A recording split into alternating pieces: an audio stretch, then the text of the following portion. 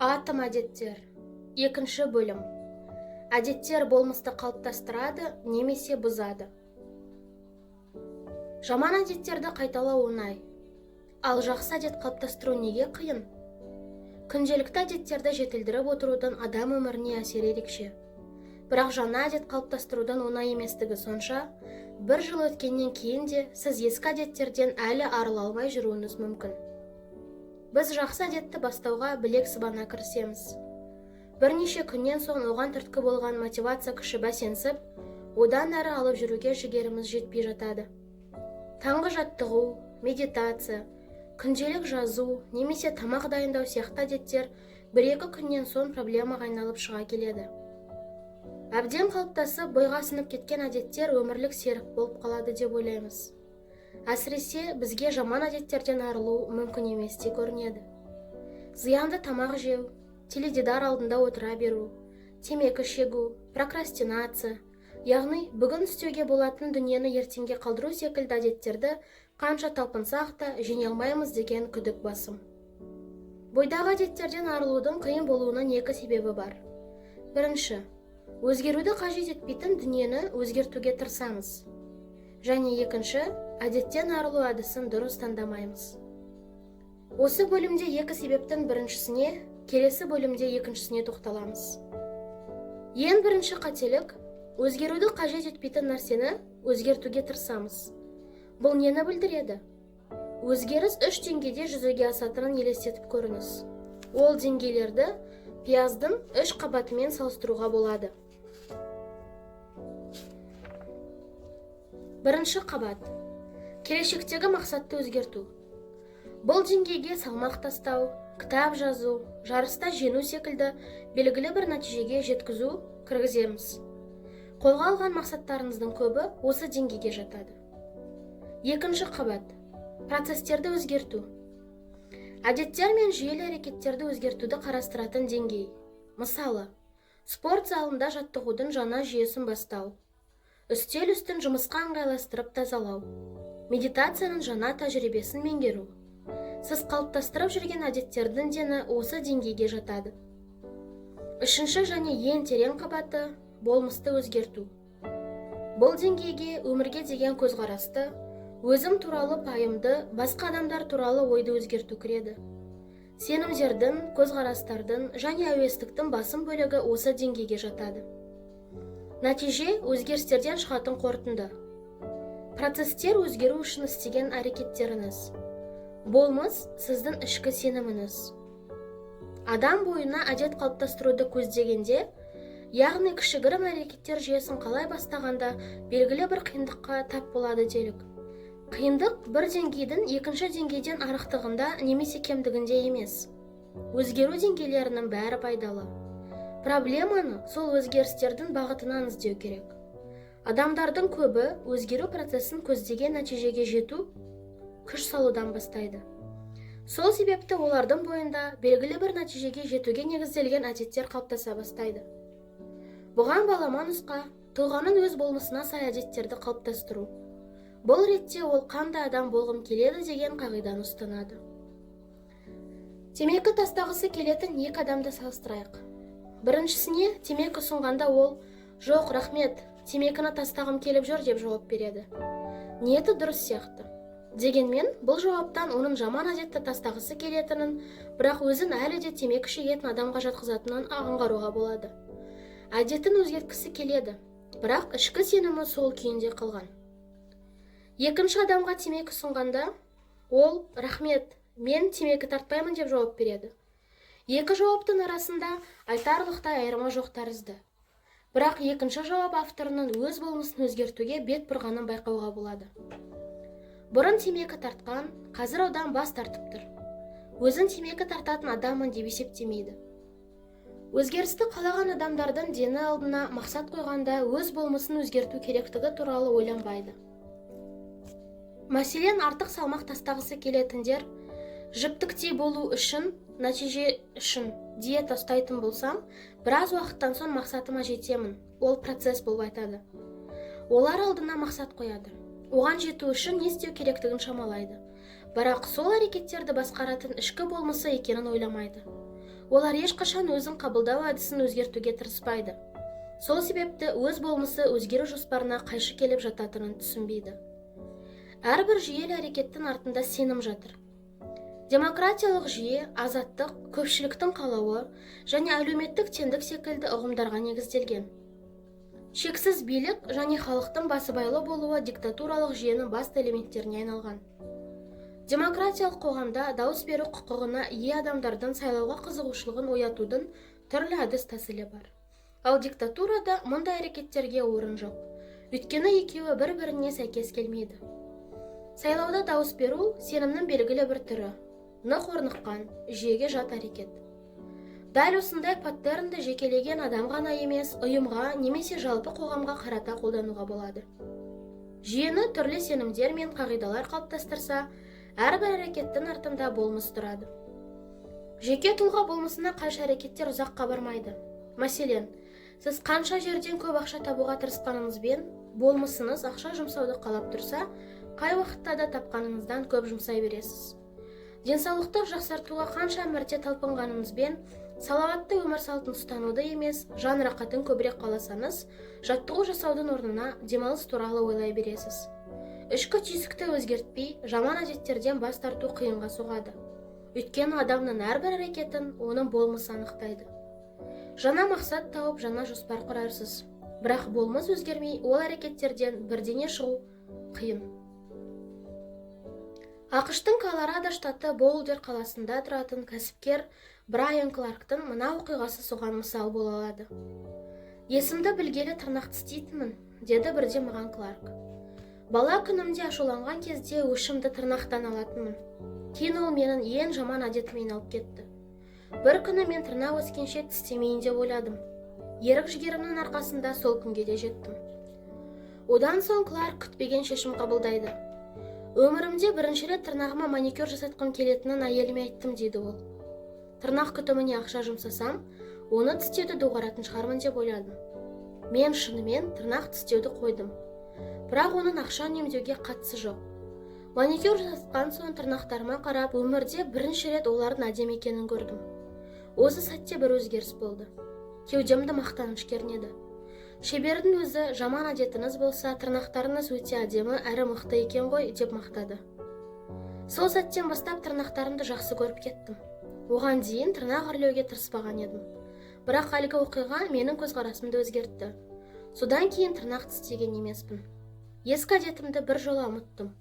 Өйткені мен қазір күтімі бар тырнақтарымды жақсы көремін. Ішкі мотивацияның ең жақсысы әдетті болмыстың бір бөлігіне айналдыратын әрекет. Мен соған ұмтылған адаммын деуге болады. Бірақ менің болмысым осындай десеңіз, тіпті басқаша естіледі. Бойыңыздағы қандай да бір қасиетті мақтан тұтсаңыз, сол қырыңызды жетілдіруге ықпал ететін әдет қалыптастыратын мотивация күшейе түседі. Мысалы, шашыңызды жақсы көрсеңіз, оны күту мен әрлеу әдетін дамыту оңай болады.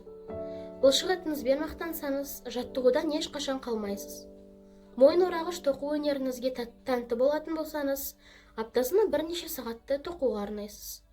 Мақтаныш сезімі адамға күш беріп, бойдағы қасиеттерді одан әрі дамытуға құлшыныс артады. Адамның мінез құлқының өзгеруіне ең әуелі болмыстағы өзгеріс себеп болады. Сіз мотивацияның көмегімен әдет қалыптастыруға тырысасыз. Бірақ ол әдет болмысыңыздың бір бөлшегіне айналғанда ғана оны одан әрі дамыту оңайға түседі.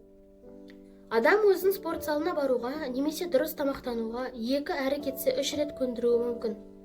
Алайда бұл әдетті ұзақ уақыт сақтап тұру қиын.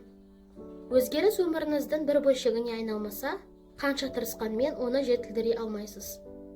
Мақсат кітап оқу емес, мақсат кітап құмар адамға айналу. Мақсат марафонға қатысу емес, мақсат жел аяқ атану. Мақсат музыка аспабында ойнауды үйрену емес, мақсат музыкант болу. Мінез адамның айнасы. Саналы немесе бейсаналы түрде істеген әрбір ісіңізге қарап, сіздің қандай адам екеніңізді аңғаруға болады. Іс-әрекетіңіз көзқарасыңыздың индикаторы. Зерттеулер анықтағандай, адам өз болмысының қандай да бір қырын жақсы көріп, оның дұрыстығына сенсе, қай кезде де сол ұғымына сәйкес әрекет етеді екен. Мәселен, өзін сайлаушымын деп есептейтін адам дауыс беру әркімнің құқығы, әр адам дауыс беруі тиісті деп жиі ұрандататын белсенділерге қарағанда сайлауға жиі қатысады. Сол сияқты спортпен шұғылдануды жаны қалайтын адамдарға жаттығу жасау керек екенін айтып жатудың қажеті жоқ. Дұрыс әрекет ету оңай. Болмыспен әрекет үйлесім тапса, мінез құлқыңызды өзгертуге тырыспайсыз. Өзіңізді қандай адаммын деп қабылдайсыз, соған сәйкес әрекет етесіз. Әдет қалыптастырудың біз қарастырған бірқатар аспектілері сияқты болмысты өзгертуді де қылыштың екі жүзімен сипаттауға болады. Жақсы адам болғыңыз келсе, әдеттер сізді өзгертетін үлкен күшке айналып ұзақ қызмет етеді. Ал әдеттер сізге қарсы жұмыс істесе, тұлғаның дамуы тежеледі. Жеке тұлға өз болмысы туралы белгілі бір түсінік қалыптастырып, тар түсінігінің аясында ғана әрекет етсе, оның дамуы тоқтайды. Адамдардың көбі осындай тар түсінігінің аясынан шыға алмай, өмірін ментальды ұйқыда өткізіп жүр. Мекенжайды жаттау қабілетім өте нашар. Таңертең басым жақсы жұмыс істемейді. Кісі есімін есте сақтай алмаймын. Үнемі кешігіп жүремін. Заманауи технология тілін түсінбеймін. Сандарды есте сақтау қабілетім нашар. Және басқа да жалған түсініктерді мысал ретінде келтіруге болады. Осы сияқты пайымдарды жылдар бойы қайталай берсеңіз, санаңыз да соған иланып, мұндай түсініктерді ешқашан өзгермейтін факт ретінде қабылдайтын боласыз. Уақыт өте келе көптеген іс-әрекетті өз танымыңызға қайшы келеді деп санап, оларды орындаудан бас тарта бастайсыз. Ішкі меніңізге қайшы келетін әрекеттерден қашып, өз түсінігіңізге сай әрекеттерді ғана жасайтын жағдайға түсесіз. Меніңізге қарсы шығуды қаламайсыз. Адамның өз болмысы туралы пайымы санасына мықтап орныққан сайын оны өзгерту қиындай береді. Өйткені оған қаншалықты қате екенін біліп тұрса да, өзінің ішкі ұйғарымына сеніп, өзі туралы пайымына сәйкес әрекет ететін әлде қайда ыңғайлы болып табылады.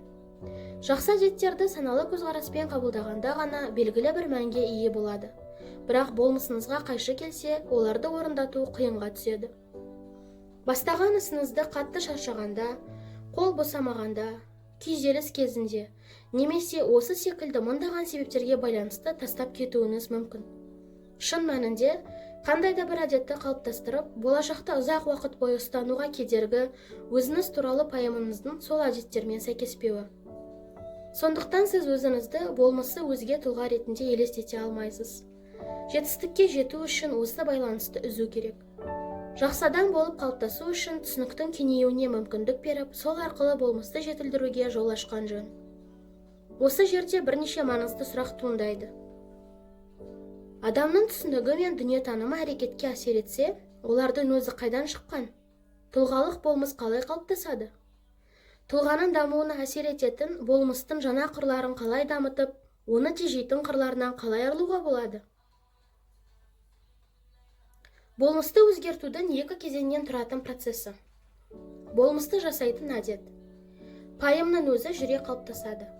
Кез келген наным сеніміңіз, оның ішінде өзіңіз туралы пайымыңыз, өмірден алған тәжірибелеріңіздің негізінде пайда болады. Дәлірек айтсақ, әдеттер болмыстың өмірдегі көрінісі. Күнде төсек салып ұйықтайтын адамның тәртіпті екенін байқауға болады.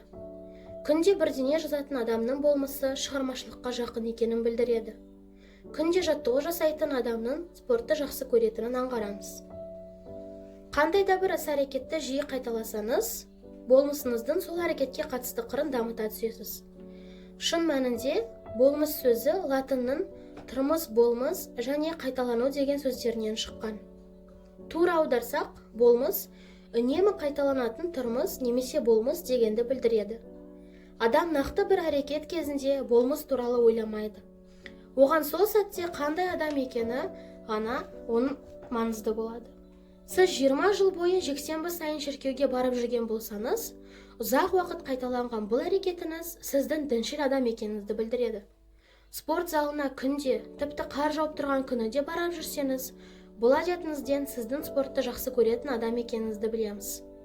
Өз пайымыңызды растайтын осындай айғақтар көбейген сайын, сіз оның ақиқат екеніне барынша көз жеткізе беретін боласыз. Жасөспірім шақта өзімді қаламгермін деп қабылдамадым. Мектеп пен колледждегі ұстаздарымнан жазу қабілетім туралы сұрасаңыз, олар мені ортанқол қаламгер ретінде сипап, танымал жазушы шығады-ау деп болжамас еді. Қалам тарта бастаған алғашқы жылдары мен дүйсенбі және бейсенбі күндері жаңа мақала жариялап жүрдім. Уақыт өте келе қарым қабілетім ашылып, санамда қаламгер болуға лайық екенім туралы айғақтар көбейіп, жазушылық болмысым қалыптасты. Мен бірден қаламгер болып кетпедім. Жазу әдеті біртіндеп қалыптасқан, сол ғана жазушыға айналдым. Әлбетте, адам болмысының қалыптасуына әдет қана әсер етпейді. Бірақ үнемі қайталанатын әдеттердің маңызы зор екенін білеміз. Өмірде жинаған кез келген тәжірибе өзіңіз туралы пайымның қалыптасуына ықпал етеді. Дегенмен допты бір рет тепкен баланы даңқты футболшы деуге, бір ғана сурет салған адамды талантты суретшіге балауға ерте. Осы әрекеттерді күнде қайталай берсеңіз, қолыңыздан іс келетініңізге дәлеліңіз көбейіп, өзіңіз туралы пайымыңыз өзгере бастайды. Бір ғана тәжірибенің берері аз. Алайда, бірнеше дүркін қайталанған әдеттер тұлғалық болмысыңыздың қай бағытта дамып келе жатқанын анық түсінуге көмектеседі. Демек, әдетті дарыту процесі адамның тұлға болып қалыптасу процесімен астарласып жатыр. Бұны да біртіндеп жүзеге асатын эволюцияға жатқызамыз. Басқа адам болуға қанша тырыссақ та, бір сәтте өзгеріп шыға алмаймыз. Біртіндеп, күннен күнге, әдеттен әдетке өзгеріп отырамыз. Осылайша тұлғаның микроэволюциясын бастан өткереміз. Әрбір әдеттен соң бәлкім мен осындай адам шығармын деген түсінік туады. Кітап оқып болған соң, өзіңді кітап құмар деп қабылдайсың.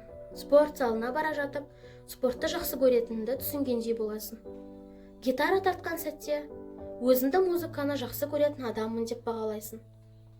Әрбір іс-әрекетіңіз өзіңізді қалай қабылдайтыныңыз туралы ой тудырады.